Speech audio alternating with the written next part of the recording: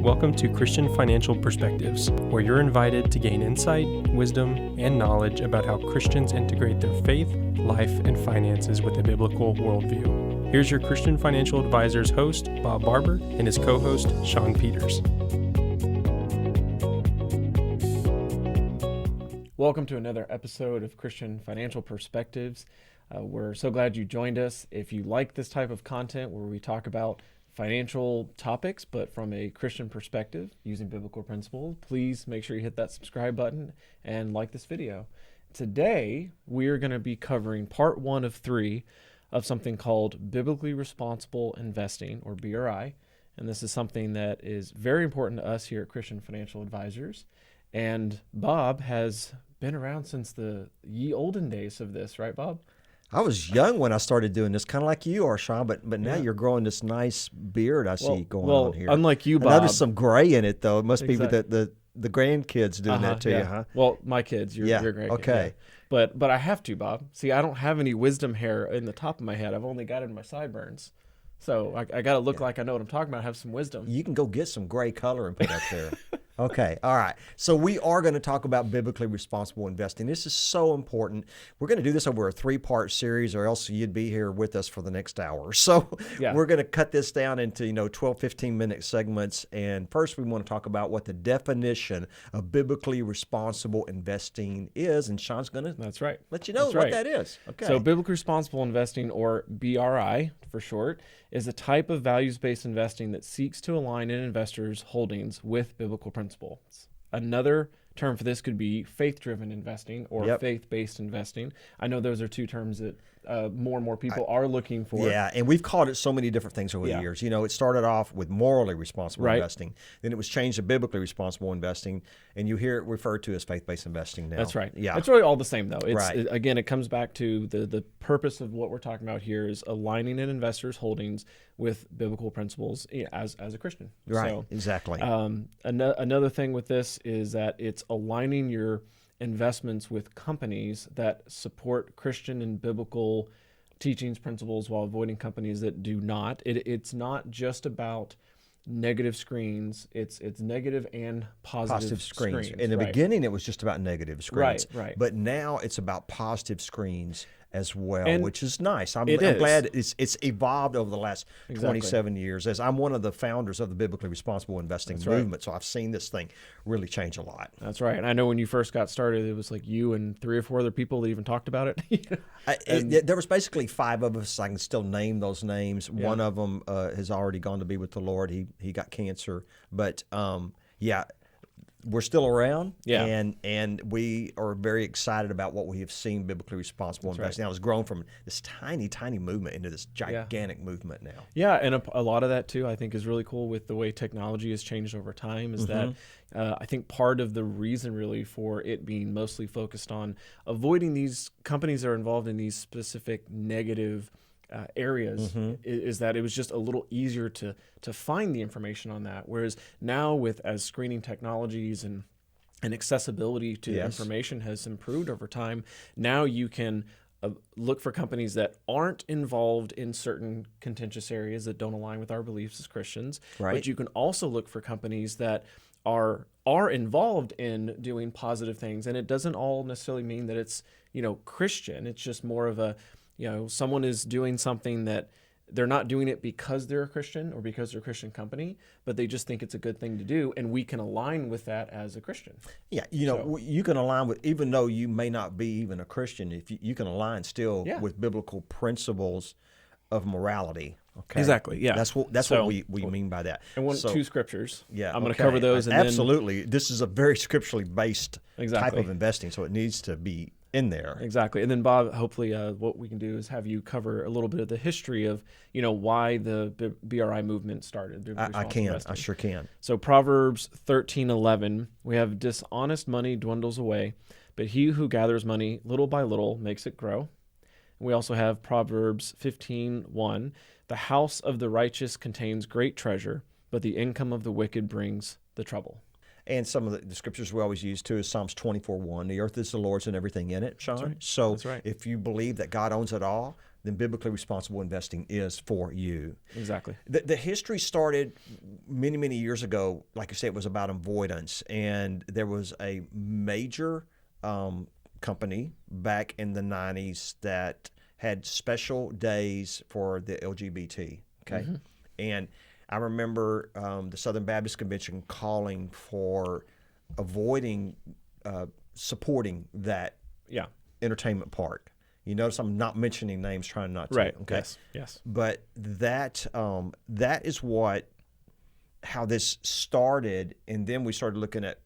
There's a lot of companies that were supporting Planned Parenthood. Right. And that was like the abortion industry, or using fetal tissue research from abortions for pharmaceuticals. So that's the history and where it's evolved into today. Future Shawn here, just add a quick insert for this episode, just to clarify something that Bob and I are about to talk about in the video. So the SEC has decided to use the term ESG as a generic name to categorize all types of values-based investing, which means they consider biblically responsible investing to be a type of ESG. When we reference ESG in the rest of this episode, we are referring to the specific decades-old type of investing that screens for environmental, social, and governance values, and not the generic term the SEC has decided to use in the investment industry to describe different types of values-based investing. And now, back to the video.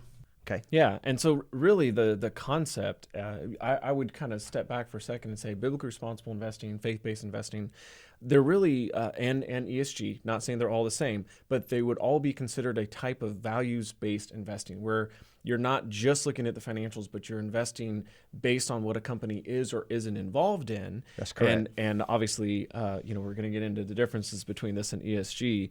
But over I'd say really the last 10 years or so, it seems like the idea of investing based on the financials and based on, does this company align with you as an investor, Christian and my values. Yeah, and for us as a Christian, right? Because it is important, because at the end of the day, we will be held accountable to the Lord for how we acted during this life. We know how we handled the things that were given to us to take responsibility of, and so that ownership is important. And like you say, BRI, or biblically responsible investing, faith-based investing, is not ESG. Not ESG. ESG, and what does ESG mean? ESG is the environment. We put me on the spot. It's the environmental, social, and governance. Sometimes I get those mixed up. That's right. So it's not that. It's actually as opposite as you can get from for the most part. Yeah, for the most part. And I would say calling what a BRI investor does ESG is somewhat insulting. Yeah. As for many years, the ESG methodology has been mostly kind of the opposite of what Christian investors seek out. Yeah, and that's right. BRI screens out companies that are involved in supporting abortion and the LGBT agendas, whereas also gambling, alcohol, yeah, there's other tobacco, things too. Yeah, but, we look at slavery, human slavery in other countries, and are they using child labor? So those are the screens that we say, if that company's involved in that, we're not going to buy that company. Yeah, whereas on the flip side, ESG has typically been associated with if a company is involved in heavily supporting these different types of lifestyle choices with the abortion and LGBT, that they are even celebrating those. Right. Not to mention they want to invest in them. So that to me is a big difference between BRI and ESG. Now, Bob, we have to kind of cover the beginning. So what options really were there 27, almost 30 years ago? Like what options did you have when you first started doing this? 1 to 2, maybe 3, or you could do individual stocks. Yeah. So and had to do your own research too. Lot of your painstaking research. That's correct. The programming way back was just starting off. I remember Scott Fehrenbacher, the founder of that, and then Timothy Plan bought this program called the Evaluator. And now you can go online and you can look at the Evaluator, and anybody can subscribe to it. Yeah. But take away individual stocks, there were very, very few choices. Just 1 or 2 or even 3 was max if you wanted to buy a mutual fund or ETF that was biblically responsible. Yeah. But that is... Well, what about today? Oh, my goodness, that's changed. Like today, Praise God. the Timothy Plan mutual funds, Art Alley is the father of biblically responsible investing in this country. Now there's 12 mutual funds that they offer plus 6 ETFs. So that's right. 18 choices. Just from that one fund family. Exactly. Then Eventide Funds started behind that, and they offer 8 different biblically responsible mutual funds. That's right. Okay. That's right. So now you add that together, you're getting up there in the number. Mm-hmm. And then a few years back, my good friend Robert Netzley, I remember bringing him here to our headquarters and talking to him and educating him about BRI. He found me online from research and said, I want to go see Bob. And he took the torch and ran with it. Oh yeah, and he got a little bit of that itch for I really want to do more with this. I'm so proud of him because he's awesome. The youngest of all of us. Yeah. In the BRI movement, and they have 8 ETFs at Inspire where he started. So when you add just those 3 investment managers together, there's 34 different choices now. Wow. Of biblically responsible ETFs and mutual funds. Right. 34 choices. I mean, how many choices do you need? Exactly. And then we put together our portfolios in overweight or underweight these portfolios, depending on that. And keep in mind, that's just the fund choices. And obviously, if you use like Inspire, the ETFs that you're talking about, Robert Netzley, Inspire Insight is a tool that someone can use actually for free. They do have a paid subscription, but they do have a free monitoring one. Mutual funds and stocks. Yeah, right. And if you just wanted to see for some of your own stock picking, if that was something you wanted to do, you do have options now to screen it. Whereas 30 years ago, good luck. You're going to have to go through all that data manually. So that's really exciting. But keep in mind, one other thing we want to highlight is that do your research, because not all companies that say that they are biblically responsible, that they do BRI, are, and a couple examples that I'm sorry if somebody gets mad, I'm stepping on some toes here, but Thrivent and Guidestone are not biblically responsible. Not according to our screens. Yeah, not according to our screens, and from the information that they've shared and posted themselves. Because one of them that really frustrated me, because we had somebody that came to us, and they were evaluating our firm versus some other firms, and I did a little research because I hadn't even heard that Thrivent was even offering faith-based funds. Faith-based investing. Well, Thrivent came from the Lutheran. Yes. But here's what got me is when you start looking at the disclosures, if you will, the disclaimers of their faith-based funds, it very clearly says that they don't do any kind of verification that their funds are actually following the screens right above that. They just said that they're screening out for. And then on top of that, like with Guidestone, who fails the screens that we do, Guidestone is one of multiple fund families that they include within their faith-based portfolio. So if you're not doing anything to actually screen or verify or use companies that pass those screens, how can you call yourself biblically responsible? I mean, otherwise what you're doing is you're saying we're faith-based because we want Christians to invest with us, but you didn't actually do anything different. Yeah, that's right. And that misses the entire point of biblically responsible investing. It should look different than the rest of the world. So that's going to do it for today. So this is just the first part series on biblically responsible. We're going to do a 3-part series. Next week, we'll get into part 2. It's going to go deeper. And then part 3, we'll sum it all up. That's right. Thank you for joining us, and God bless. Thank you so much for watching.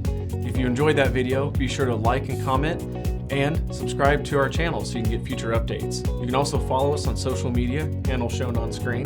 In the meantime, check out one of these other videos.